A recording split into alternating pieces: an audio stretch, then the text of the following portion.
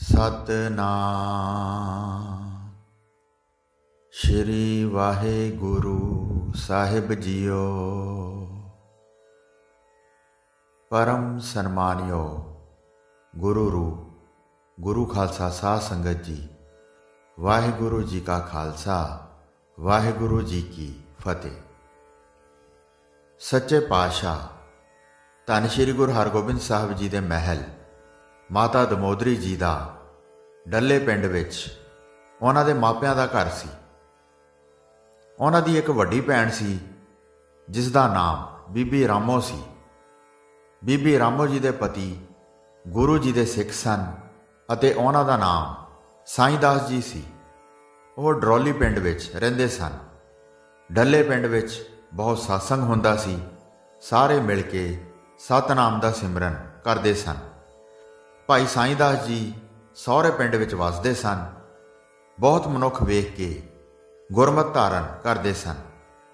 उन्हां दी संगत करके मन ढल गया ਅਤੇ ਸਤਿਗੁਰੂ ਗੁਰੂ ਅਰਜਨ ਦੇਵ ਜੀ ਦੇ ਸਿੱਖ ਬਣ ਗਏ। ਸਿੱਖੀ ਗੁਣਾਂ ਨੂੰ ਹਿਰਦੇ ਵਿੱਚ ਧਾਰ ਕੇ ਅਤੇ ਉੱਤਮ ਭਗਤੀ ਵੱਲ ਸ਼ਰਧਾਲੂ ਚਿੱਤ ਲਾ ਕੇ ਆਪਣੇ ਘਰ ਡਰੌਲੀ ਚਲੇ ਗਏ ਤੇ ਉੱਥੇ ਜਾ ਕੇ ਗੁਰੂ ਜੀ ਦੀ ਕਿਰਪਾ ਨਾਲ ਨਿਤ ਸਤਨਾਮ ਦਾ ਸਿਮਰਨ ਕਰਨ ਲੱਗੇ। ਭਾਈ ਸਾਈਂ ਦਾਸ ਜੀ ਸਿੱਖੀ ਗੁਣਾਂ ਨੂੰ ਹਿਰਦੇ ਵਿੱਚ ਧਾਰ ਕੇ ਅਤੇ ਉੱਤਮ ਭਗਤੀ ਵੱਲ ਸ਼ਰਧਾਲੂ ਚਿੱਤ ਲਾ ਕੇ ਆਪਣੇ ਘਰ ਡਰੌਲੀ ਚਲੇ ਗਏ ਅਤੇ ਉੱਥੇ ਜਾ ਕੇ ਗੁਰੂ ਜੀ ਦੀ ਕਿਰਪਾ ਨਾਲ ਨਿਤ ਸਤਨਾਮ ਦਾ ਸਿਮਰਨ ਕਰਨ ਲੱਗੇ। ਇੰਜ ਜਦ ਸਿੱਖ ਬਣ ਗਏ ਤਾਂ ਕਈ ਦਿਨ ਬਾਅਦ ਗੁਰੂ ਜੀ ਨਾਲ ਚੰਗੇ ਸੰਬੰਧ ਜੁੜ ਗਏ।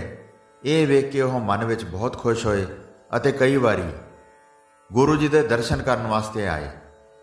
ਜਿੱਥੇ ਪਰਮ ਸਿੱਖ ਭਾਈ ਪਾਰੋ ਦੀ ਕੁੱਲ ਚੱਲਦੀ ਸੀ, ਉਸ ਘਰ ਵਿੱਚ ਬੀਬੀ ਰਾਮੋ ਜੀ ਨੇ ਜਨਮ ਲਿਆ। ਜਿਸ ਘਰ ਵਿੱਚ ਪਹਿਲਾਂ ਹੀ ਸਿੱਖੀ ਦੀ ਪਰੰਪਰਾ ਚੱਲਦੀ ਸੀ, ਇਸ ਕਰਕੇ ਉਹਨਾਂ ਨੇ ਮਨ ਵਿੱਚ ਗੁਰਮਤਿ ਧਾਰਨ ਕਰ ਲਈ। ਉਹਨਾਂ ਦੇ ਮਾਤਾ ਪਿਤਾ ਗੁਰੂ ਜੀ ਦੇ ਵੱਡੇ ਸਿੱਖ ਸਨ। ਫਿਰ ਉਹਨਾਂ ਦੀ ਸੰਤਾਨ ਸਿੱਖੀ ਕਿਉਂ ਨਾ ਧਾਰਦੀ। ਬੀਬੀ ਰਾਮੋ ਜੀ ਸਦਾ ਹੀ ਸਤਿਗੁਰੂ ਜੀ ਦਾ ਸਿਮਰਨ ਕਰਦੇ ਸਨ ਅਤੇ ਆਪਣੇ ਕਲਿਆਣ ਹਿੱਤ ਉਹਨਾਂ ਦੇ ਮਨ ਵਿੱਚ ਪ੍ਰੇਮ ਧਾਰਨ ਕਰਦੇ ਸਨ। ਦੋਵਾਂ ਪਤੀ ਪਤਨੀ ਵਿੱਚ ਗੁਰਮਤਿ ਦਾ ਗੂੜਾ ਰੰਗ ਚੜ੍ਹਿਆ ਹੋਇਆ ਸੀ। ਉਹਨਾਂ ਨੇ ਗੁਰੂ ਗੁਰੂ ਸਿਮਰ ਕੇ ਆਪਣੀ ਭੈੜੀ ਮੱਤ ਦੂਰ ਕਰ ਲਈ ਸੀ। ਗੁਰਪੁਰਬ ਵਾਲੇ ਦਿਨ ਦੀਵਾਲੀ ਜਾਂ ਵਿਸਾਖੀ ਤੇ ਵਿਸ਼ਾਲ ਦੀਵਾਨ ਅੰਮ੍ਰਿਤਸਰ ਵਿਖੇ ਸਜਦੇ ਸਨ। ਪਤੀ ਪਤਨੀ ਦੋਵੇਂ ਅੰਮ੍ਰਿਤਸਰ ਆਉਂਦੇ ਸਨ ਅਤੇ ਗੁਰੂ ਜੀ ਦੇ ਦਰਸ਼ਨ ਕਰਦੇ ਸਨ ਅਤੇ ਆਪਸ ਵਿੱਚ ਮਿਲ ਕੇ ਵਿਛੋੜੇ ਦੇ ਦੁੱਖ ਨੂੰ ਦੂਰ ਕਰਦੇ ਸਨ। ਉਹਨਾਂ ਨੇ ਡਰੌਲੀ ਵਿੱਚ ਆਪਣਾ ਇੱਕ ਸੁੰਦਰ ਮਕਾਨ ਬਣਾਇਆ। ਮਕਾਨ ਬਣਾਉਣ ਵਿੱਚ ਬਹੁਤ ਧਨ ਲਾ ਕੇ ਬੜਾ ਹੀ ਸੁੱਖ ਪਾਇਆ। ਘਰ ਬਹੁਤ ਸੁੰਦਰ ਬਣ ਗਿਆ, ਜਿਸ ਨੂੰ ਕਾਰੀਗਰਾਂ ਨੇ ਆਪਣੀ ਸ੍ਰੇਸ਼ਟ ਬੁੱਧੀ ਨਾਲ ਉਸਾਰਿਆ ਸੀ। ਜਦ ਬੀਬੀ ਰਾਮੋ ਜੀ ਅਤੇ ਭਾਈ ਸਾਈਂ ਦਾਸ ਜੀ ਨੇ ਸੁੰਦਰ ਘਰ ਨੂੰ ਵੇਖਿਆ ਤਾਂ ਉਸ ਵਿੱਚ ਰਹਿਣਾ ਉਹਨਾਂ ਦੇ ਮਨ ਨੂੰ ਚੰਗਾ ਨਾ ਲੱਗਾ। ਬੜਾ ਪ੍ਰੇਮ ਕਰਕੇ ਕਹਿਣ ਲੱਗੇ, ਪਹਿਲਾਂ ਇਸ ਵਿੱਚ ਗੁਰੂ ਜੀ ਨੂੰ ਰਹਿਣਾ ਚਾਹੀਦਾ ਹੈ, ਬਾਅਦ ਵਿੱਚ ਅਸੀਂ ਇਸ ਘਰ ਵਿੱਚ ਦਾਖਲ ਹੋਵਾਂਗੇ। ਪਹਿਲੀ ਵਾਰ ਇਹ ਸਾਡੇ ਵਸਣਯੋਗ ਨਹੀਂ ਹੈ, ਗੁਰੂ ਜੀ ਤੋਂ ਬਾਅਦ ਹੀ ਇਹ ਸਾਡੇ ਵਸਣਯੋਗ ਹੋਵੇਗਾ। ਇਸ ਤਰ੍ਹਾਂ ਮਨ ਵਿੱਚ ਪੱਕਾ ਪ੍ਰਣ ਧਾਰਨ ਕਰ ਲਿਆ। ਮਕਾਨ ਦੇ ਬਹੁਤ ਸੁੰਦਰ ਦਰਵਾਜ਼ੇ ਬਣਵਾਏ ਗਏ। ਫਿਰ ਬਾਹਰਲਾ ਦਰਵਾਜ਼ਾ ਬੰਦ ਕਰਕੇ ਤਾਲਾ ਮਾਰ ਦਿੱਤਾ ਤੇ ਕਦੇ ਵੇਖਣ ਵਾਸਤੇ ਵੀ ਨਾ ਖੋਲ੍ਹਿਆ। ਦੀਨ ਬੰਧੂ ਗੁਰੂ ਜੀ ਆਪਣੇ ਧਰਮ ਦੀ ਪਾਲਣਾ ਕਰਨ ਵਾਲੇ ਹਨ। ਆਪਣੇ ਸੇਵਕ ਦੀ ਤੁਰੰਤ ਇੱਛਾ ਪੂਰੀ ਕਰ ਦਿੰਦੇ ਹਨ। ਹੋਰ ਸਾਰੀ ਸਮੱਗਰੀ ਤਿਆਰ ਕਰਕੇ ਦੋਵੇਂ ਜੀ ਬੀਬੀ ਰਾਮੋ ਜੀ ਅਤੇ ਭਾਈ ਸਾਈਂ ਦਾਸ ਜੀ ਆਪਣੇ ਘਰ ਵਿੱਚ ਗੁਰੂ ਜੀ ਨੂੰ ਯਾਦ ਕਰਦੇ ਰਹਿੰਦੇ ਸਨ। ਉਹਨਾਂ ਨੇ ਗੁਰੂ ਜੀ ਵਾਸਤੇ ਬਹੁਤ ਸੁੰਦਰ ਪਲੰਘ ਬਣਵਾਏ, ਬਹੁਤ ਧਨ ਦੇ ਦੇ ਕੇ ਤਿਆਰ ਕਰਵਾਏ। ਭੋਜਨ ਵਾਸਤੇ ਸੁੰਦਰ ਅਨਾਜ ਮੰਗਵਾਇਆ। ਇਸ ਤਰ੍ਹਾਂ ਸੋਚਦੇ ਸਨ ਕਿ ਲਿਆ ਕੇ ਗੁਰੂ ਜੀ ਦੇ ਅੱਗੇ ਧਰ ਦਿਆਂਗੇ ਤਾਂ ਸਾਡਾ ਸਿਦਕ ਪੂਰਾ ਹੋ ਜਾਏਗਾ। ਜਿਵੇਂ ਜਿਵੇਂ ਵਸਤਾਂ ਤਿਆਰ ਕਰਕੇ ਵੇਖਦੇ ਸਨ, ਤਿਵੇਂ ਤਿਵੇਂ ਹਿਰਦੇ ਵਿੱਚ ਪ੍ਰੇਮ ਵਧਦਾ ਜਾਂਦਾ ਸੀ। ਦੰਪਤੀ ਦਿਨ ਪ੍ਰਤ ਪ੍ਰੇਮ ਨਾਲ ਵਿਆਕੁਲ ਹੁੰਦੇ ਜਾ ਰਹੇ ਸਨ। ਗੁਰੂ ਜੀ ਤੋਂ ਬਗੈਰ ਸੰਪਤੀ ਚੰਗੀ ਨਹੀਂ ਸੀ ਲੱਗਦੀ। ਇਹ ਇੰਤਜ਼ਾਰ ਕਰ ਰਹੇ ਸਨ ਕਿ ਕਦ ਗੁਰੂ ਜੀ ਆਉਣਗੇ, ਸਾਡੇ ਮਨ ਦੀ ਅਭਿਲਾਸ਼ਾ ਪੂਰੀ ਕਰਨਗੇ। ਆਪਸ ਵਿੱਚ ਗੁਰੂ ਜੀ ਦਾ ਪ੍ਰਸੰਗ ਛੇੜ ਕੇ ਗੁਰੂ ਜੀ ਦਾ ਸ੍ਰੇਸ਼ਟ ਜਸ ਕਰਕੇ ਦਿਲ ਬੜੇ ਉਮਾਂ ਨਾਲ ਭਰ ਜਾਂਦੇ ਸਨ। ਇਸ ਪ੍ਰਕਾਰ ਕਈ ਦਿਨ ਬੀਤ ਗਏ। ਗੁਰੂ ਜੀ ਦੇ ਨਾਂ ਆਉਣ ਕਰਕੇ ਛਾਤੀ ਤਪਦੀ ਸੀ। ਸੋਚਦੇ ਸਨ ਕਿ ਕੀ ਕਾਰਨ ਹੈ ਕਿ ਸਵਾਮੀ ਜੀ ਮਿਲੇ ਨਹੀਂ ਹਨ। ਉਹ ਤਾਂ 14 ਲੋਕਾਂ ਦੇ ਅੰਤਰਜਾਮੀ ਹਨ। ਸ੍ਰੀ ਗੁਰੂ ਹਰਗੋਬਿੰਦ ਜੀ ਦਾ ਚੰਦ ਵਰਗਾ ਮੁਖੜਾ ਹੈ। ਅਸੀਂ ਚਕੋਰ ਵਾਂ ਤੱਕ ਰਹੇ ਹਾਂ, ਕਦ ਦਰਸ਼ਨ ਦੇ ਕੇ ਆਨੰਦ ਬਖਸ਼ਣਗੇ। ਸੂਰਜ ਵਾਂ ਕਦ ਆਪਣਾ ਤੇਜ ਵਿਖਾਉਣਗੇ, ਕਦ ਆ ਕੇ ਸਾਡੇ ਹਿਰਦੇ ਦੇ ਕਮਲ ਨੂੰ ਖਿਡਾਉਣਗੇ। ਜਦ ਅਸੀਂ ਗੁਰੂ ਜੀ ਦੇ ਚਰਨ ਕਮਲ ਵੇਖਾਂਗੇ ਤਦ ਬਹੁਤ ਪ੍ਰਸੰਨ ਹੋਵਾਂਗੇ ਤੇ ਮਨ ਸਾਡੇ ਕੋਮਲ ਹੋ ਜਾਣਗੇ। ਹਾਲੇ ਤੱਕ ਨਹੀਂ ਆਏ ਹਨ। ਅਸੀਂ ਬਹੁਤ ਅਭਾਗੇ ਹਾਂ ਜਾਂ ਸਾਡੇ ਹਿਰਦੇ ਵਿੱਚ ਬਹੁਤ ਪ੍ਰੇਮ ਨਹੀਂ ਜਾਗਿਆ। ਅਸੀਂ ਤਾਂ ਸੁਣਿਆ ਹੈ ਕਿ ਸਦਾ ਪ੍ਰੇਮ ਵਸ ਰਹਿੰਦੇ ਹਨ, ਤੁਰੰਤ ਆ ਜਾਂਦੇ ਹਨ। ਜਿਵੇਂ ਜਲ ਨੀਵੇਂ ਥਾਵਾਂ ਵੱਲ ਚੱਲ ਪੈਂਦਾ ਹੈ ਤੇ ਸਾਨੂੰ ਇੰਤਜ਼ਾਰ ਕਰਦਿਆਂ ਬਹੁਤ ਦਿਨ ਬੀਤ ਗਏ ਹਨ। ਇਸ ਤਰ੍ਹਾਂ ਕਈ ਦਿਨ ਬੀਤ ਗਏ। ਇੱਕ ਦਿਨ ਬੀਬੀ ਰਾਮੋ ਨੇ ਆਪਣੇ ਪਤੀ ਭਾਈ ਸਾਈਂ ਦਾਸ ਜੀ ਨੂੰ ਕਿਹਾ, ਚਲੋ ਅੰਮ੍ਰਿਤਸਰ ਜਾ ਕੇ ਉਹਨਾਂ ਨੂੰ ਮਿਲ ਕੇ ਲਿਆਉਂਦੇ ਹਾਂ। ਦੀਨ ਬਣ ਕੇ ਬੇਨਤੀ ਕਰਾਂਗੇ, ਜਿਵੇਂ ਜਿਵੇਂ ਕਰਕੇ ਆਪਣੇ ਘਰ ਵਿੱਚ ਲਿਆਈਏ ਤੇ ਜਿਵੇਂ ਅਸੀਂ ਇੱਛਾ ਧਾਰਨ ਕੀਤੀ ਹੈ ਉਸ ਤਰ੍ਹਾਂ ਉਹਨਾਂ ਨੂੰ ਘਰ ਵਿੱਚ ਵਸਾਈਏ। ਭਾਈ ਸਾਈਂ ਦਾਸ ਜੀ ਨੇ ਕਿਹਾ, ਹੇ ਭੋਲੀ ਭਾਲੀ, ਸੁਣੋ, ਤੁਹਾਡੀ ਗੱਲ ਚੰਗੀ ਨਹੀਂ ਲੱਗਦੀ। ਥੋੜ੍ਹੇ ਗਿਆਨ ਵਾਲੇ ਨੂੰ ਇਸ ਤਰ੍ਹਾਂ ਕਰਨਾ ਬਣਦਾ ਹੈ, ਜਿਹੜੇ ਕਹਿਣ ਬਗੈਰ ਭੇਦ ਨਹੀਂ ਪਾਉਂਦੇ ਹਨ। ਗੁਰੂ ਜੀ ਪੂਰਨ ਪੁਰਖ ਕਿਰਪਾਲੂ ਹਨ। ਉਹ ਹਰ ਸਮੇਂ ਘਟ ਘਟ ਦੀ ਜਾਣਦੇ ਹਨ। ਮਨ ਵਿੱਚ ਸਿਮਰਨ ਕਰਕੇ ਉਹਨਾਂ ਨੂੰ ਇੱਥੇ ਬੁਲਾਵਾਂਗੇ। ਜੇ ਨਹੀਂ ਆਉਣਗੇ ਤਾਂ ਬੈਠ ਕੇ ਗੁਣ ਗਾਵਾਂਗੇ। ਕਦੇ ਤਾਂ ਸਾਡੇ ਵੱਲ ਵੇਖਣਗੇ, ਉਹ ਆ ਕੇ ਸਾਡੀ ਲੋੜ ਪੂਰੀ ਕਰਨਗੇ। ਇਸ ਤਰ੍ਹਾਂ ਭਾਈ ਸਾਈਂ ਦਾਸ ਜੀ ਦਾ ਬੜਾ ਗੂੜਾ ਪ੍ਰੇਮ ਸੀ। ਘਰ ਵਿੱਚ ਹੀ ਦਰਸ਼ਨ ਕਰਾਂਗੇ, ਨਿਤ ਇਸ ਤਰ੍ਹਾਂ ਕਹਿੰਦੇ ਸਨ। ਉੱਠਦੇ, ਬੈਠਦੇ, ਸੌਂਦੇ, ਚੱਲਦੇ ਸਦਾ ਹੀ ਗੁਰੂ ਜੀ ਦੇ ਆਉਣ ਦਾ ਇੰਤਜ਼ਾਰ ਕਰਦੇ ਰਹਿੰਦੇ ਸਨ। ਬੀਬੀ ਰਾਮੋ ਜੀ ਇਸ ਤਰ੍ਹਾਂ ਸੋਚਦੇ ਸਨ ਕਿ ਮੇਰੀ ਭੈਣ ਦਮੋਦਰੀ ਨਾਲ ਚੱਲ ਕੇ ਆਉਣਗੇ ਤੇ ਸਾਨੂੰ ਘਰ ਬੈਠਿਆਂ ਨੂੰ ਦਰਸ਼ਨ ਦਿਖਾਉਣਗੇ। ਜਦ ਇਸ ਤਰ੍ਹਾਂ ਕਈ ਦਿਨ ਬੀਤ ਗਏ ਤਾਂ ਬੀਬੀ ਰਾਮੋ ਬੜੀ ਪ੍ਰੀਤ ਨਾਲ ਆਪਣੇ ਪਤੀ ਜੀ ਨੂੰ ਕਹਿਣ ਲੱਗੀ, ਜੇ ਉੱਥੇ ਨਹੀਂ ਜਾਣਾ ਤਾਂ ਮੇਰਾ ਵਚਨ ਮੰਨੋ, ਇੱਕ ਚਿੱਠੀ ਲਿਖ ਕੇ ਗੁਰੂ ਜੀ ਵੱਲ ਭੇਜ ਦਈਏ। ਜਦ ਉੱਤਰ ਲਿਖਣਗੇ ਤਾਂ ਅਸੀਂ ਸਭ ਕੁਝ ਜਾਣ ਜਾਵਾਂਗੇ ਕਿ ਉਹਨਾਂ ਦਾ ਇਸ ਥਾਂ ਆਉਣਾ ਹੋਵੇਗਾ ਕਿ ਨਹੀਂ। ਫਿਰ ਉਸ ਤਰ੍ਹਾਂ ਕਰੋ ਜਿਵੇਂ ਤੁਹਾਡੇ ਮਨ ਵਿੱਚ ਭਾਵੇ। ਆਪਣੇ ਪੂਰਨ ਪ੍ਰਾਣ ਦੀ ਸਾਰੀ ਗੱਲ ਸੁਣ ਲਈਏ। ਭਾਈ ਸਾਈਂ ਦਾਸ ਜੀ ਨੇ ਫਿਰ ਬਚਨ ਕਹੇ ਤੇ ਬੋਲਣ ਲੱਗਿਆਂ ਪ੍ਰੇਮ ਨਾਲ ਅੱਖਾਂ ਵਿੱਚ ਜਲ ਭਰ ਆਇਆ। ਹੇ ਸੁੰਦਰੀ, ਮੈਂ ਨਹੀਂ ਮੰਨਾਂਗਾ। ਮੈਂ ਆਪਣੇ ਹਿਰਦੇ ਦੇ ਪ੍ਰੇਮ ਨਾਲ ਇਸ ਥਾਂ ਗੁਰੂ ਜੀ ਨੂੰ ਲਿਆਵਾਂਗਾ। ਸਾਰੇ ਦੇਸ਼ ਦਾ ਭਲਾ ਹੋਵੇਗਾ। ਸਤਿਗੁਰੂ ਜੀ ਨੂੰ ਮਿਲ ਕੇ ਸਾਰੇ ਸਿੱਖੀ ਨੂੰ ਸੰਭਾਲਣਗੇ। ਨਾ ਮੈਂ ਆਪ ਜਾਵਾਂਗਾ, ਨਾ ਹੀ ਚਿੱਠੀ ਲਿਖਾਂਗਾ। ਮੈਂ ਤਾਂ ਰਾਤ ਦਿਨ ਉਹਨਾਂ ਦੇ ਪ੍ਰੇਮ ਵਿੱਚ ਰੰਗਿਆ ਹੋਇਆ ਉਹਨਾਂ ਦਾ ਸਿਮਰਨ ਕਰਾਂਗਾ। ਆਪ ਹੀ ਆ ਕੇ ਸੁਖੀ ਕਰਨਗੇ। ਸਾਡੀ ਪ੍ਰੀਤ ਵੇਖ ਕੇ ਸਾਡੀ ਆਸ ਪੂਰੀ ਕਰਨਗੇ। ਦਿਨ ਪ੍ਰਤ ਬਹੁਤ ਵਸਤਾਂ ਇਕੱਠੀਆਂ ਕਰਾਂਗੇ। ਬਹੁਤ ਸੇਵਕਾਂ ਸਮੇਤ ਗੁਰੂ ਜੀ ਨੂੰ ਮਿਲਾਂਗੇ। ਸਾਰੀ ਸੇਵਾ ਆਪਣੇ ਘਰ ਤੋਂ ਕਰਾਂਗਾ। ਆਪ ਤੋਂ ਲੈ ਕੇ ਕੁਝ ਨਹੀਂ ਵਰਤਾਂਗਾ। ਇਸ ਤਰ੍ਹਾਂ ਭਾਈ ਸਾਈਂ ਦਾਸ ਜੀ ਨੇ ਤਿਆਰੀ ਕਰਦਿਆਂ ਕਈ ਦਿਨ ਲੰਘਾ ਦਿੱਤੇ ਸਨ। ਕਿੱਥੋਂ ਤੱਕ ਕਹੀਏ, ਉਹਨਾਂ ਵਿੱਚ ਕਿੰਨਾ ਪ੍ਰੇਮ ਪ੍ਰਗਟ ਹੋਇਆ ਸੀ। ਵਸਤਰ, ਗਹਿਣੇ ਅਤੇ ਦੇਣ ਵਾਲੇ ਉਪਹਾਰ ਤਿਆਰ ਕਰ ਕਰਕੇ ਘਰ ਵਿੱਚ ਰੱਖੀ ਜਾਂਦੇ ਸਨ। ਕਹਿੰਦੇ ਸਨ, ਅੱਜ ਕੱਲ੍ਹ ਵਿੱਚ ਗੁਰੂ ਜੀ ਆ ਜਾਣਗੇ, ਆ ਕੇ ਮੇਰੇ ਘਰ ਵਿੱਚ ਬਿਰਾਜਮਾਨ ਹੋਣਗੇ। ਮੈਂ ਉਸ ਦਿਨ ਵੱਡੇ ਭਾਗਾਂ ਵਾਲਾ ਹੋਵਾਂਗਾ। ਆਪਣੇ ਘਰ ਵਿੱਚ ਜਦ ਸਤਿਗੁਰੂ ਜੀ ਨੂੰ ਵੇਖਾਂਗਾ। ਜਦ ਸਵਾਮੀ ਜੀ ਕਿਰਪਾ ਧਾਰਨਗੇ ਤਾਂ ਸਾਰਾ ਪਰਿਵਾਰ ਆਪਣੇ ਨਾਲ ਲੈ ਕੇ ਆ ਜਾਣਗੇ। ਮੇਰੇ ਗਰੀਬ ਦੀ ਹਾਲਤ ਵੇਖ ਕੇ ਤੁਰੰਤ ਮਾਰਗ ਵਿੱਚ ਪੈਰ ਧਰ ਦੇਣਗੇ। ਮੇਰੇ ਇਸ ਨਵੇਂ ਬਣਾਏ ਘਰ ਨੂੰ ਸਫਲ ਕਰਨਗੇ। ਪਲੰਘ ਡੁਹਾ ਕੇ ਇੱਥੇ ਆ ਕੇ ਰਹਿਣਗੇ। ਹੱਥ ਜੋੜ ਕੇ ਮੈਂ ਅੱਗੇ ਖੜਾ ਹੋ ਜਾਵਾਂਗਾ। ਉਸ ਤਰ੍ਹਾਂ ਹੀ ਕਰਾਂਗਾ ਜਿਵੇਂ ਜਿਵੇਂ ਗੁਰੂ ਜੀ ਆਪਣੇ ਸੋਹਣੇ ਮੁਖੜੇ ਤੋਂ ਉਚਾਰਨ ਕਰਨਗੇ। ਪ੍ਰੇਮ ਦੀ ਐਸੀ ਖਿੱਚ ਪਈ ਕਿ ਸਭ ਪ੍ਰਕਾਰ ਦੀ ਸੋਝੀ ਅਤੇ ਕਾਰ ਵਿਹਾਰ ਵਿਸਰ ਗਏ। ਸ੍ਰੀ ਗੁਰੂ ਹਰਗੋਬਿੰਦ ਸਾਹਿਬ ਜੀ ਨੇ ਦੋਵਾਂ ਪਾਸਿਆਂ ਦੇ ਪ੍ਰੇਮ ਨੂੰ ਪਛਾਣਿਆ। ਨਾਨਕ ਮਤੇ ਵਿਖੇ ਸਾਧੂ ਅਲਮਸਤ ਜੀ ਉਹਨਾਂ ਵੱਲ ਧਿਆਨ ਧਰ ਕੇ ਆਰਾਧਨਾ ਕਰ ਰਹੇ ਸਨ। ਉਹ ਸਿੱਧਾਂ ਪਾਸੋਂ ਮਾਨਸਿਕ ਪੀੜ ਲੈ ਰਹੇ ਸਨ।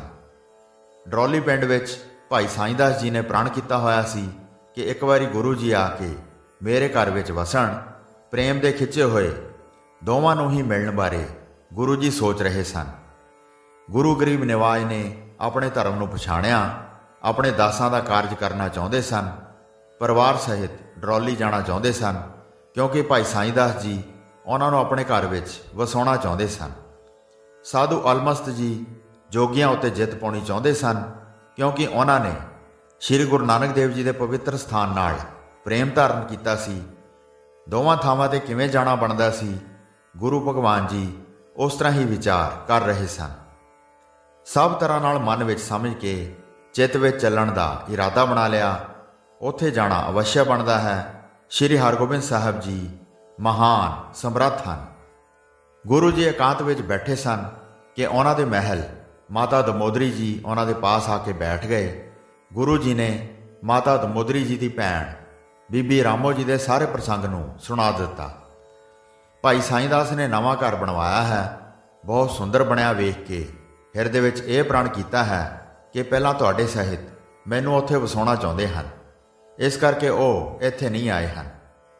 ਦੰਪਤੀ ਚਾਤਰਿਕ ਵਾਂਗ ਸਿਮਰਨ ਕਰਦੇ ਹਨ, ਰਾਤ ਦਿਨ ਕਿਸੇ ਸਮੇਂ ਵੀ ਵਸਾਰਦੇ ਨਹੀਂ ਹਨ। ਆਪਣੀ ਸਲਾਹ ਦਿਓ ਕਿ ਕਿਸ ਤਰ੍ਹਾਂ ਚੱਲੀਏ, ਉਹਨਾਂ ਨੂੰ ਮਿਲੀਏ ਤੇ ਵਿਛੋੜੇ ਦੇ ਦੁੱਖ ਨੂੰ ਦੂਰ ਕਰੀਏ। ਜਦ ਮਾਤਾ ਦਮੋਦਰੀ ਜੀ ਨੇ ਆਪਣੀ ਭੈਣ ਦੇ ਪ੍ਰਸੰਗ ਨੂੰ ਸੁਣਿਆ ਤਾਂ ਬੜੇ ਉਤਸ਼ਾਹ ਨਾਲ ਭਰ ਕੇ ਬੇਨਤੀ ਕੀਤੀ, ਤੁਸੀਂ ਤਾਂ ਮਨ ਇੱਛਤ ਗੱਲ ਸੁਣਾਈ ਹੈ। ਭਾਈ ਸਾਈਂ ਦਾਸ ਜੀ ਭੈਣ ਜੀ ਦੇ ਮਾਲਕ ਹਨ। ਜੇ ਉਹਨਾਂ ਨੇ ਇਸ ਤਰ੍ਹਾਂ ਕਾਮਨਾ ਕੀਤੀ ਹੈ, ਜੇ ਦੋਵੇਂ ਦੀਨ ਬਣ ਕੇ ਯਾਦ ਕਰਦੇ ਹਨ, ਤੁਹਾਡਾ ਧਰਮ ਵੀ ਪ੍ਰੇਮ ਵਸ ਹੈ ਅਤੇ ਤੁਸੀਂ ਸਦਾ ਆਪਣੇ ਦਾਸਾਂ ਨੂੰ ਪ੍ਰੇਮ ਕਰਦੇ ਹੋ, ਫਿਰ ਉਹਨਾਂ ਨਾਲ ਸਾਡਾ ਸੰਬੰਧ ਵੀ ਐਸਾ ਹੈ। ਹੇ ਮੇਰੇ ਮਾਲਕ, ਤੁਰੰਤ ਚੱਲ ਕੇ ਉਹਨਾਂ ਨੂੰ ਮਿਲੋ। ਉਹਨਾਂ ਤੋਂ ਵਿਛੜਿਆਂ ਨੂੰ ਬਹੁਤ ਸਮਾਂ ਬੀਤ ਗਿਆ ਹੈ। ਉਹਨਾਂ ਨੂੰ ਵੇਖਣ ਲਈ ਬੜਾ ਹੀ ਚਿੱਤ ਚਾਹੁੰਦਾ ਹੈ। ਗੁਰੂ ਜੀ ਨੇ ਕਿਹਾ, ਹੁਣ ਤਿਆਰੀ ਕਰੋ, ਕਿਸੇ ਦੇਰ ਤੋਂ ਬਗੈਰ ਡਰੌਲੀ ਨੂੰ ਚੱਲੋ। ਮੇਰਾ ਮਨ ਰਾਤ ਦਿਨ ਪੀੜ ਕਰਦਾ ਹੈ ਜਦ ਮੈਂ ਉਹਨਾਂ ਦੇ ਇੰਨੇ ਗੂੜ੍ਹੇ ਪ੍ਰੇਮ ਨੂੰ ਜਾਣਦਾ ਹਾਂ। ਮੇਰੇ ਪਾਸੋਂ ਕਿਸੇ ਤਰ੍ਹਾਂ ਵੀ ਰਿਹਾ ਨਹੀਂ ਜਾਂਦਾ, ਜਿਵੇਂ ਰੇਤੇ ਦੇ ਬੰਨ੍ਹ ਨਾਲ ਜਲ ਨਹੀਂ ਰੁਕ ਸਕਦਾ। ਗੁਰੂ ਜੀ ਇਸ ਤਰ੍ਹਾਂ ਕਹਿ ਕੇ ਮਾਤਾ ਜੀ ਦੇ ਪਾਸ ਆਏ।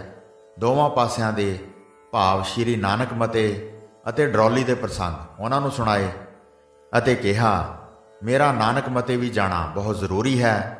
ਇੱਥੇ ਇੱਕ ਸਾਧੂ ਬਹੁਤ ਪ੍ਰੇਮ ਕਰ ਰਿਹਾ ਹੈ। ਕੰਨ ਪਾਟੇ ਜੋਗੀ ਉਸ ਨਾਲ ਝਗੜਦੇ ਹਨ। ਇਕੱਲੇ ਇੱਕ ਸਿੱਖ ਨੂੰ ਉਹਨਾਂ ਨੇ ਦੀਨ ਬਣਾਇਆ ਹੋਇਆ ਹੈ। ਸਤਿਗੁਰੂ ਨਾਨਕ ਦੇਵ ਜੀ ਦੇ ਸਥਾਨ ਨੂੰ ਉਹਨਾਂ ਨੇ ਖਰਾਬ ਕਰ ਦਿੱਤਾ ਹੈ। ਦਿਲ ਵਿੱਚ ਸਾਡਾ ਡਰ ਨਹੀਂ ਮੰਨਿਆ। ਉੱਥੇ ਜਾ ਕੇ ਉਹ ਸਾਧੂ ਦੀ ਸਹਾਇਤਾ ਕਰਕੇ ਉਹ ਸਥਾਨ ਛੁਡਵਾਵਾਂਗਾ। ਕਿਸੇ ਦੇਰ ਤੋਂ ਬਗੈਰ ਉੱਥੇ ਮੇਰਾ ਜਾਣਾ ਬਣਦਾ ਹੈ। ਦੂਸਰਾ ਪ੍ਰਸੰਗ ਡਰੌਲੀ ਦਾ ਹੈ। ਉੱਥੇ ਤੁਹਾਡੀ ਨੂੰਹ ਦੀ ਭੈਣ ਰਹਿੰਦੀ ਹੈ। ਉਹ ਪਤੀ ਸਮੇਤ ਮੈਨੂੰ ਆਪਣੇ ਘਰ ਵਿੱਚ ਲਿਜਾਣਾ ਚਾਹੁੰਦੇ ਹਨ। ਸਾਡੇ ਵਾਸਤੇ ਉਹਨਾਂ ਨੇ ਨਵੇਂ ਘਰ ਦੀ ਉਸਾਰੀ ਕੀਤੀ ਹੈ। ਇਸ ਤਰ੍ਹਾਂ ਮਾਤਾ ਗੰਗਾ ਜੀ ਨੇ ਆਪਣੇ ਸਪੁੱਤਰ ਦੀ ਗੱਲ ਸੁਣ ਕੇ ਕਿਹਾ, ਤੁਹਾਡਾ ਪੂਰਬ ਵਿੱਚ ਸ਼੍ਰੀ ਨਾਨਕ ਮਤੇ ਵਾਲਾ ਪੈਂਡਾ ਬਹੁਤ ਲੰਮਾ ਹੈ। ਤੁਸੀਂ ਉੱਥੇ ਜ਼ਰੂਰ ਜਾਣਾ ਚਾਹੁੰਦੇ ਹੋ। ਫਿਰ ਪਰਿਵਾਰ ਸਹਿਤ ਡਰੌਲੀ ਜਾਣਾ ਚਾਹੁੰਦੇ ਹੋ। ਉੱਥੇ ਵੀ ਪ੍ਰੇਮ ਨੂੰ ਸੰਭਾਲਣਾ ਚਾਹੁੰਦੇ ਹੋ। ਤੁਸੀਂ ਸਮਰੱਥ ਹੋ। ਜਿਵੇਂ ਚੰਗਾ ਲੱਗਦਾ ਹੈ ਉਸ ਤਰ੍ਹਾਂ ਕਰੋ। ਜਿਸ ਕਰਨ ਤੋਂ ਬਗੈਰ ਬਣ ਨਹੀਂ ਆਉਂਦੀ ਹੈ।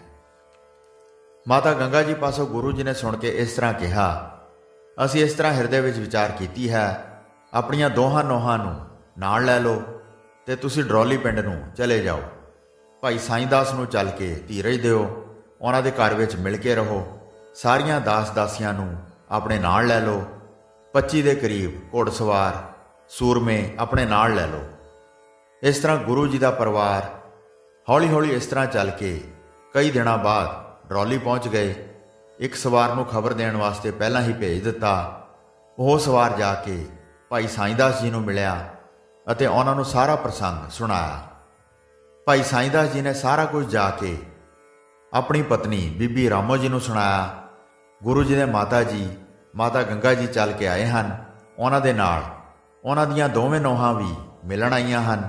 ਬੜੀ ਕਿਰਪਾ ਕੀਤੀ ਹੈ, ਸਾਡੇ ਘਰ ਆ ਰਹੇ ਹਨ। ਫਿਰ ਆਪਣੇ ਪਤੀ ਪਾਸੋਂ ਬੀਬੀ ਰਾਮੋ ਜੀ ਪੁੱਛਣ ਲੱਗੇ, ਸਵਾਮੀ ਸਤਿਗੁਰੂ ਜੀ ਨਾਲ ਹਨ ਕਿ ਨਹੀਂ? ਭਾਈ ਸਾਈਂ ਦਾਸ ਜੀ ਨੇ ਕਿਹਾ, ਹੇ ਪਿਆਰੀ, ਗੁਰੂ ਜੀ ਸਾਡੀ ਆਸ ਪੂਰੀ ਕਰਨਗੇ। ਉਹ ਕਿਉਂ ਸਾਡੇ ਪਾਸ ਆ ਕੇ ਦਰਸ਼ਨ ਨਹੀਂ ਦੇਣਗੇ? ਹੁਣ ਸਤਿਗੁਰੂ ਜੀ ਨਾਨਕ ਮਤੇ ਗਏ ਹਨ, ਸਾਡੇ ਵਾਂਗ ਹੀ ਉੱਥੇ ਕਿਸੇ ਨੇ ਉਹਨਾਂ ਨੂੰ ਯਾਦ ਕੀਤਾ ਹੈ। ਪ੍ਰੇਮ ਵਸ ਹੋ ਕੇ ਫਿਰ ਉਹਨਾਂ ਪਾਸੋਂ ਰਿਹਾ ਨਹੀਂ ਜਾਂਦਾ। ਰੱਖਿਆ ਵਾਸਤੇ ਉਸ ਪ੍ਰੇਮੀ ਦੇ ਪਾਸ ਗਏ ਹਨ। ਜਦ ਪ੍ਰੇਮ ਧਾਰ ਕੇ ਵਾਪਸ ਆਉਣਗੇ ਤਾਂ ਸਾਨੂੰ ਵੀ ਦਰਸ਼ਨ ਦੇ ਕੇ ਨਿਹਾਲ ਕਰਨਗੇ। ਮੇਰਾ ਪ੍ਰਣ ਪੂਰਾ ਕਰਨਾ ਸਮਝ ਲਿਆ ਹੈ। ਗੁਰੂ ਜੀ ਪੂਰਨ ਅੰਤਰਜਾਮੀ ਹਨ। ਹੁਣ ਤੁਸੀਂ ਛੇਤੀ ਨਾਲ ਉੱਠੋ ਤੇ ਮਾਤਾ ਗੰਗਾ ਜੀ ਨੂੰ ਸਨਮਾਨ ਸਹਿਤ ਲੈਣ ਵਾਸਤੇ ਅੱਗੇ ਜਾ ਕੇ ਮਿਲੋ। ਮੱਥਾ ਟੇਕ ਕੇ ਅਸੀਂ ਸਫਲ ਹੋਵਾਂਗੇ ਅਤੇ ਅਨੇਕਾਂ ਜਨਮਾਂ ਦੇ ਪਾਪ ਦੂਰ ਕਰ ਲਵਾਂਗੇ। ਤੁਰੰਤ ਥਾਲ ਪ੍ਰਸ਼ਾਦ ਨਾਲ ਭਰ ਲਿਆ ਤੇ ਦੋਵੇਂ ਪਤੀ ਪਤਨੀ ਬੜਾ ਆਨੰਦ ਧਾਰ ਕੇ ਚੱਲ ਪਏ। ਨੰਗੇ ਪੈਰੀ ਅੱਗੇ ਆਏ ਅਤੇ ਮਾਤਾ ਜੀ ਨੂੰ ਬੰਦਨਾ ਕਰਕੇ ਮਿਲੇ। ਦੋਹਾਂ ਨੇ ਮਾਤਾ ਗੰਗਾ ਜੀ ਦੇ ਚਰਨਾਂ ਤੇ ਸਿਰ ਰੱਖਿਆ। ਮਾਤਾ ਗੰਗਾ ਜੀ ਨੇ ਵੇਖ ਕੇ ਮੁਖ ਤੋਂ ਅਸੀਸ ਦਿੱਤੀ ਤੇ ਪੁੱਛਿਆ, ਤੁਸੀਂ ਸਭ ਤਰ੍ਹਾਂ ਨਾਲ ਕੁਸ਼ਲ ਆਨੰਦ ਹੋ? ਭਾਈ ਸਾਈਂ ਦਾਸ ਜੀ ਨੇ ਅੱਗੋਂ ਉੱਤਰ ਦਿੱਤਾ, ਆਪ ਜੀ ਦੀ ਬਹੁਤ ਕਿਰਪਾ ਹੈ। ਦਰਸ਼ਨ ਕਰਕੇ ਆਨੰਦ ਵੱਧ ਗਿਆ, ਜਿਵੇਂ ਚਕੋਰਾਂ ਨੇ ਪੂਰਨਮਾਸ਼ੀ ਦਾ ਚੰਦ ਵੇਖਿਆ ਹੋਵੇ। ਫਿਰ ਬੀਬੀ ਰਾਮੋ ਜੀ ਆਪਣੀ ਭੈਣ ਦਮੋਦਰੀ ਜੀ ਨੂੰ ਗਲੇ ਮਿਲ ਕੇ ਬਹੁਤ ਪ੍ਰਸੰਨ ਹੋਏ। ਜਦ ਬੀਬੀ ਰਾਮੋ ਜੀ ਪੈਰਾਂ ਤੇ ਬੰਦਨਾ ਕਰਨ ਲੱਗੇ ਤਾਂ ਮਾਤਾ ਦਮੋਦਰੀ ਜੀ ਨੇ ਵੇਖ ਕੇ ਰੋਕ ਦਿੱਤਾ ਤੇ ਕਿਹਾ, ਮੇਰੇ ਨਾਲੋਂ ਤੁਹਾਡੀ ਵੱਡੀ ਉਮਰ ਹੈ, ਤੁਹਾਡਾ ਮੈਨੂੰ ਨਮਸਕਾਰ ਕਰਨਾ ਉਚਿਤ ਨਹੀਂ ਹੈ। ਬੀਬੀ ਰਾਮੋ ਨੇ ਕਿਹਾ, ਤੁਸੀਂ ਵੱਡੇ ਭਾਗਾਂ ਵਾਲੇ ਹੋ, ਜਗਤ ਦੇ ਬੰਦਨਾਯੋਗ ਮਾਲਕ ਦੇ ਪਿਆਰੇ ਹੋ। ਇਹ ਧਰਤੀ ਤਾਂ ਕਿਤੇ ਰਹੀ, ਤੁਸੀਂ 14 ਲੋਕਾਂ ਦੇ ਬੰਧਨਾਂ ਦੇ ਯੋਗ ਹੋ। ਗੁਰੂ ਜੀ ਦੇ ਛੋਟੇ ਮਹਿਲ ਨੂੰ ਵੇਖ ਕੇ ਮਿਲ ਕੇ ਨਮਸਕਾਰ ਕਰਕੇ ਉਹਨਾਂ ਦੀ ਪੂਜਾ ਕੀਤੀ। ਬੜੀ ਖੁਸ਼ੀ ਵਧਾ ਕੇ ਗਲੇ ਮਿਲੇ। ਦੋਹਾਂ ਨੇ ਪੁੱਛਣ ਤੇ ਆਪਣੀ ਕੁਸ਼ਲਤਾ ਬਾਰੇ ਦੱਸਿਆ। ਇਸ ਤਰ੍ਹਾਂ ਨਾਲ ਲੈ ਕੇ ਸਨਮਾਨ ਕੀਤਾ ਤੇ ਬਹੁਤ ਆਨੰਦਮਈ ਹੋ ਕੇ ਆਪਣੇ ਘਰ ਆਏ। ਹੌਲੀ ਹੌਲੀ ਸਾਰਿਆਂ ਨੂੰ ਉਤਾਰਿਆ। ਸਾਰੀਆਂ ਗੱਡੀਆਂ ਨੂੰ ਇੱਕ ਟਿਕਾਣੇ ਤੇ ਖੜਾ ਕਰਵਾ ਦਿੱਤਾ। ਮਾਤਾ ਗੰਗਾ ਜੀ ਨੇ ਆਪਣੀਆਂ ਦੋਵਾਂ ਨੋਹਾਂ ਨੂੰ ਨਾਲ ਲਿਆ ਤੇ ਬੜੇ ਪ੍ਰਸੰਨ ਹੋ ਕੇ ਘਰ ਆ ਗਏ। ਜਿਹੜਾ ਨਵਾਂ ਮਕਾਨ ਸਤਿਗੁਰਾਂ ਵਾਸਤੇ ਰਾਖਵਾਂ ਰੱਖਿਆ ਸੀ, ਉਸ ਦੇ ਦਰਵਾਜ਼ੇ ਖੋਲ੍ਹ ਕੇ ਸਾਰਿਆਂ ਨੂੰ ਅੰਦਰ ਬਿਠਾ ਦਿੱਤਾ। ਯਥਾਯੋਗ ਸਭ ਦੀ ਸੇਵਾ ਕੀਤੀ। ਬਲਦਾਂ ਅਤੇ ਘੋੜਿਆਂ ਵਾਸਤੇ ਦਾਣੇ ਦਿੱਤੇ। ਮਨ ਭਾਉਂਦੇ ਘਾਹ ਬਾਰੇ ਦੱਸ ਦਿੱਤਾ, ਇਹ ਮੈਂ ਪਹਿਲਾਂ ਹੀ ਤਿਆਰ ਕਰਕੇ ਰੱਖਿਆ ਹੈ। ਬਹੁਤ ਪ੍ਰਕਾਰ ਦੇ ਭੋਜਨ ਤਿਆਰ ਕੀਤੇ ਅਤੇ ਪ੍ਰੇਮ ਸਹਿਤ ਥਾਲ ਪਰੋਸੇ। ਕੋਮਲ ਤੇ ਮਿੱਠੇ ਬਚਨ ਬੋਲ ਕੇ ਸਭ ਨੂੰ ਛਕਾਏ। ਸੇਵਾ ਕਰਕੇ ਸਾਰੇ ਬਹੁਤ ਪ੍ਰਸੰਨ ਹੋਏ।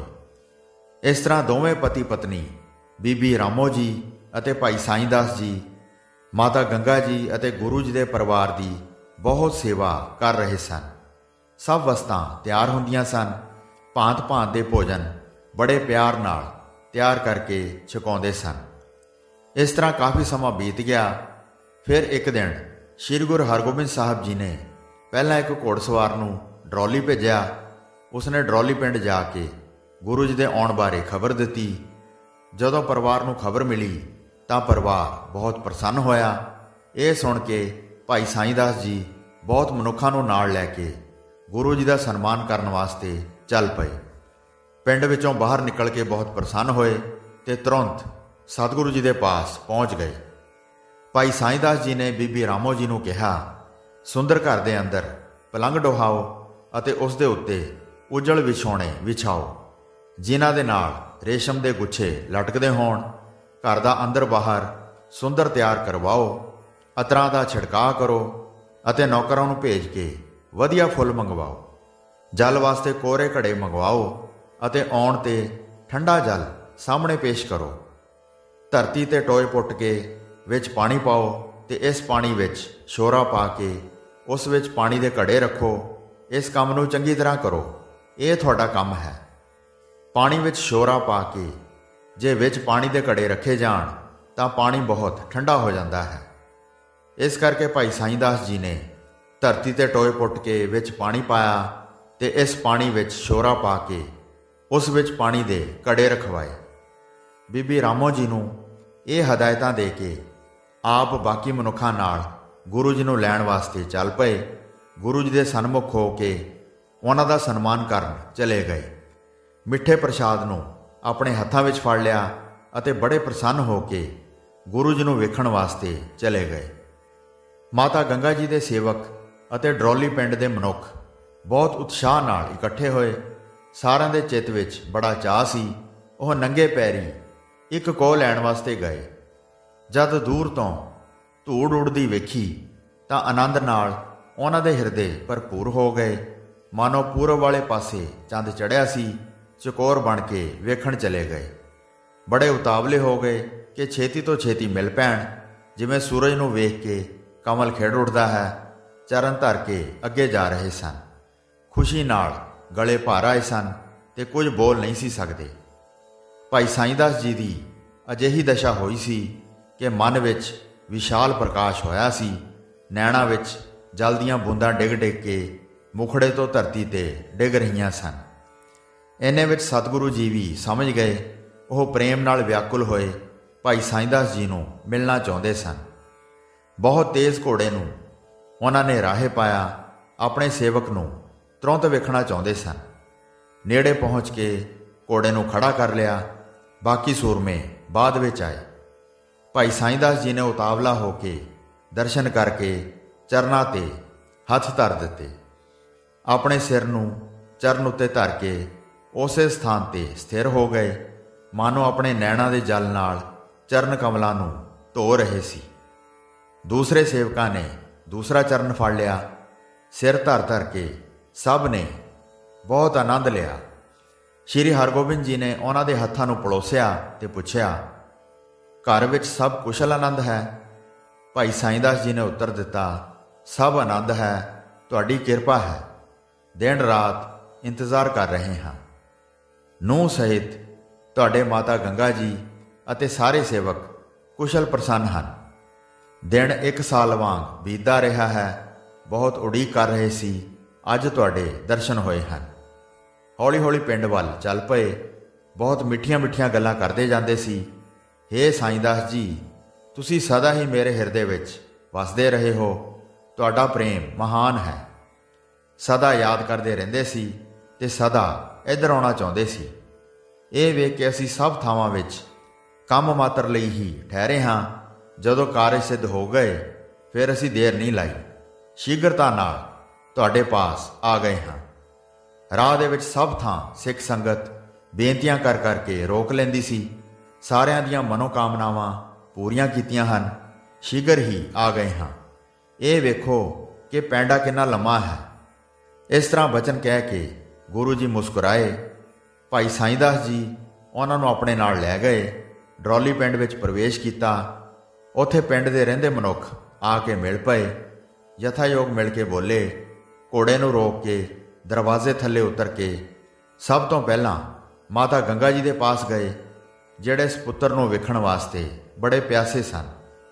ਸਪੁੱਤਰ ਦਾ ਆਉਣਾ ਸੁਣ ਕੇ ਬਹੁਤ ਪ੍ਰਸੰਨ ਹੋਏ। ਦਰਵਾਜ਼ੇ ਵਿੱਚ ਖੜੇ ਹੋ ਕੇ ਸਪੁੱਤਰ ਨੂੰ ਵੇਖ ਰਹੇ ਸਨ। ਗੁਰੂ ਜੀ ਅੱਗੇ ਜਾ ਕੇ ਉਹਨਾਂ ਦੇ ਪਾਸ ਗਏ, ਜਿਨ੍ਹਾਂ ਨੇ ਗੁਰੂ ਜੀ ਨੂੰ ਬੜਾ ਪ੍ਰੇਮ ਧਾਰਨ ਕਰਕੇ ਵੇਖਿਆ। ਮਾਤਾ ਜੀ, ਪੂਰਨ ਗੁਰੂ ਜੀ ਆ ਗਏ ਹਨ। ਸਾਰਿਆਂ ਨੇ ਸੁੰਦਰ ਦਰਸ਼ਨ ਕੀਤੇ ਹਨ। ਇੰਨੇ ਵਿੱਚ ਸ੍ਰੀ ਗੁਰੂ ਹਰਗੋਬਿੰਦ ਜੀ ਆਪਣੇ ਮਾਤਾ ਜੀ ਦੇ ਚਰਨ ਕਮਲਾਂ ਤੇ ਢਹਿ ਪਏ। ਸਪੁੱਤਰ ਨੂੰ ਵੇਖ ਕੇ ਆਪਣੇ ਅੰਗਾਂ ਨਾਲ ਲਾਇਆ। ਹਿਰਦੇ ਵਿੱਚ ਬਹੁਤ ਆਨੰਦ ਭਰ ਗਿਆ ਤੇ ਨੈਣਾਂ ਵਿੱਚ ਜਲ ਭਰ ਆਇਆ। ਮੱਥਾ ਚੁੰਮ ਰਹੇ ਸਨ ਤੇ ਸੁੰਦਰ ਮੁਖੜੇ ਵੱਲ ਵੇਖ ਰਹੇ ਸਨ।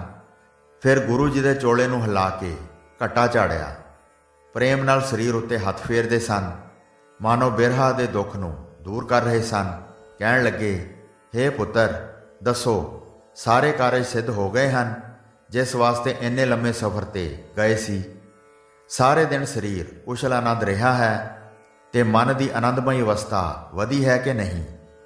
ਇਹ ਸੁਣ ਕੇ ਸਤਿਗੁਰੂ ਜੀ ਨੇ ਸਾਰੀ ਕਥਾ ਸੁਣਾਈ, ਜਿਹੜਾ ਪ੍ਰਸੰਗ ਨਾਨਕ ਮਤੇ ਵਿਖੇ ਹੋਇਆ ਸੀ। ਕਾਫੀ ਸਮੇਂ ਤੱਕ ਉੱਥੇ ਬੈਠੇ ਰਹੇ। ਫਿਰ ਇਕਾਂਤ ਵਿੱਚ ਜਾਣਾ ਚਾਹੁੰਦੇ ਸਨ। ਭਾਈ ਸਾਈਂ ਦਾਸ ਜੀ ਨੂੰ ਵੇਖ ਕੇ ਗੁਰੂ ਜੀ ਉੱਠ ਖਲੋਤੇ। ਭਾਈ ਸਾਈਂ ਦਾਸ ਜੀ ਹੱਥ ਜੋੜ ਕੇ ਪਾਸ ਹੋ ਕੇ ਬੋਲੇ, ਜਿੱਥੇ ਅਸੀਂ ਸੁੰਦਰ ਘਰ ਬਣਵਾਇਆ ਹੈ ਉੱਥੇ ਸਭ ਤੋਂ ਪਹਿਲਾਂ ਤੁਹਾਨੂੰ ਠਹਿਰਾਉਣ ਦਾ ਪ੍ਰਣ ਧਾਰਨ ਕੀਤਾ ਹੈ। ਉੱਥੇ ਚੱਲ ਕੇ ਵਿਸ਼ਰਾਮ ਕਰੋ। ਸਾਰੇ ਘਰ ਨੂੰ ਸ਼ੁਭ ਢੰਗ ਨਾਲ ਪਵਿੱਤਰ ਕਰੋ। ਇੰਜ ਕਹਿ ਕੇ ਆਪ ਨਾਲ ਲੈ ਕੇ ਚੱਲ ਪਏ। ਜਿਹੜੇ ਵੀ ਆ ਕੇ ਮਿਲੇ ਉਹਨਾਂ ਪਾਸੋਂ ਸੁਖ ਸ਼ਾਂਤ ਪੁੱਛੀ। ਸਾਰੀ ਸੇਜ ਤੇ ਸੁੰਦਰ ਅਤੇ ਨਰਮ ਵਸਤਰ ਵਿਛਾਏ ਹੋਏ ਸਨ। ਬੀਬੀ ਰਾਮੋ ਜੀ ਉੱਥੇ ਖੜੇ ਹੋ ਕੇ ਇੰਤਜ਼ਾਰ ਕਰ ਰਹੇ ਸਨ। ਜਦ ਦਰਵਾਜ਼ੇ ਦੇ ਅੰਦਰ ਦਾਖਲ ਹੋਏ ਤਾਂ ਉਹ ਦੌੜ ਕੇ ਆਏ ਤੇ ਗੁਰੂ ਜੀ ਦੇ ਕੋਮਲ ਚਰਨ ਕਮਲਾਂ ਨਾਲ ਲਿਪਟ ਗਏ। ਕਹਿਣ ਲੱਗੇ, ਅੱਜ ਦੀ ਘੜੀ ਸ਼ੁਭ ਹੈ ਤੇ ਮੈਂ ਧੰਨ ਹੋ ਗਈ ਹਾਂ ਜਿਸ ਉੱਤੇ ਸਤਿਗੁਰੂ ਜੀ ਪ੍ਰਸੰਨ ਹੋ ਗਏ ਹਨ। ਘਰ ਵਿੱਚ ਆ ਕੇ ਚਰਨਾਂ ਦੇ ਦਰਸ਼ਨ ਕਰਵਾਏ ਹਨ।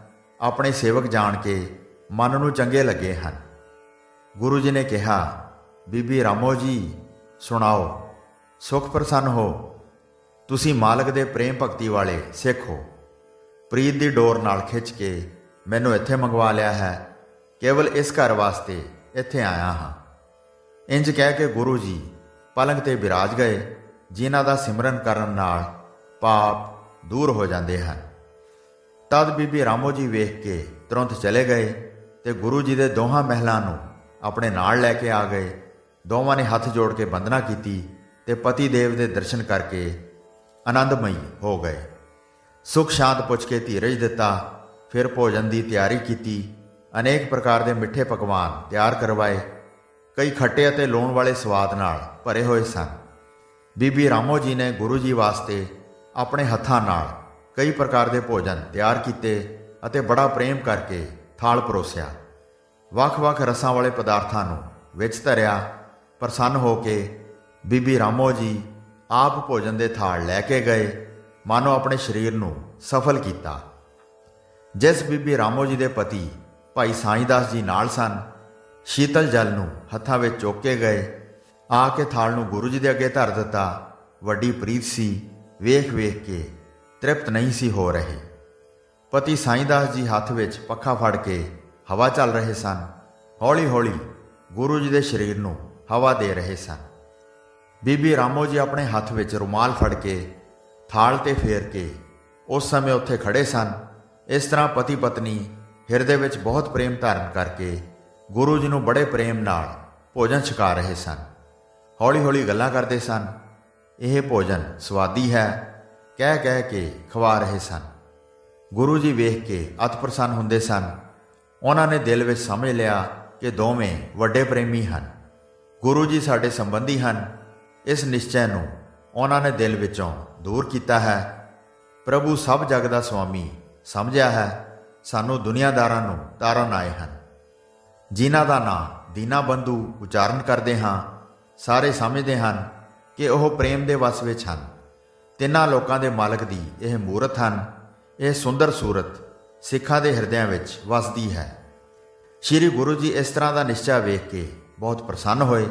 ਜਿਨ੍ਹਾਂ ਦਾ ਚਰਿੱਤਰ ਅਤਿ ਸੁੰਦਰ ਹੈ, ਜਿਨ੍ਹਾਂ ਵਿੱਚ ਹੋਰ ਕੋਈ ਕਾਮਨਾ ਨਹੀਂ ਹੈ, ਉਹਨਾਂ ਦਾ ਹਿਰਦਾ ਨਿਰਮਲ ਕਰ ਦਿੱਤਾ।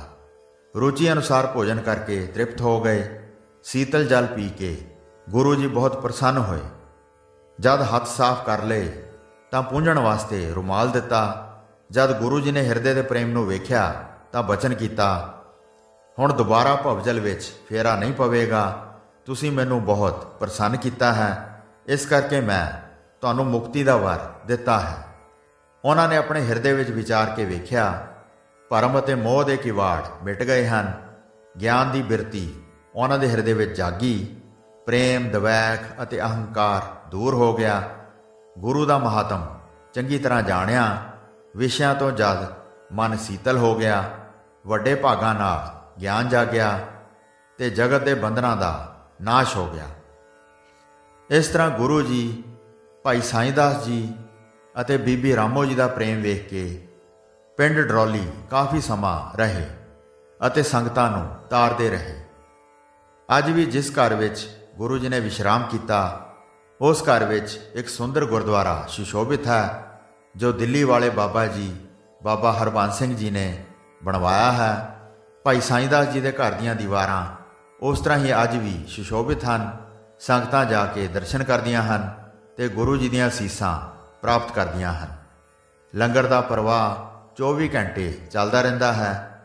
ਪਿੰਡ ਡਰੌਲੀ ਮੋਗੇ ਤੋਂ ਫਿਰੋਜ਼ਪੁਰ ਜਾਣ ਲੱਗੇ ਮੋਗੇ ਤੋਂ ਤਕਰੀਬਨ 5-6 ਕਿਲੋਮੀਟਰ ਦੀ ਦੂਰੀ ਤੇ ਸਥਿਤ ਹੈ। ਦਾਸ ਵੀ ਇਸ ਪਵਿੱਤਰ ਸਥਾਨ ਦੇ ਦਰਸ਼ਨ ਕਰਕੇ ਆਇਆ ਹੈ। ਆਪ ਜੀ ਨੂੰ ਵੀ ਬੇਨਤੀ ਹੈ ਕਿ ਆਪ ਜੀ ਵੀ ਇਸ ਪਵਿੱਤਰ ਸਥਾਨ ਦੇ ਦਰਸ਼ਨ ਕਰਕੇ ਗੁਰੂ ਜੀ ਦੀਆਂ ਖੁਸ਼ੀਆਂ ਪ੍ਰਾਪਤ ਕਰੋ। ਹੋਈਆਂ ਭੁੱਲਾਂ ਚੁੱਕਾਂ ਦੀ ਖਿਮਾ ਬਖਸ਼ਣੀ ਜੀ। ਦਾਸ ਨੂੰ ਆਗਿਆ ਦਿਓ। ਵਾਹਿਗੁਰੂ ਜੀ ਕਾ ਖਾਲਸਾ, ਵਾਹਿਗੁਰੂ ਜੀ ਕੀ ਫਤਿਹ।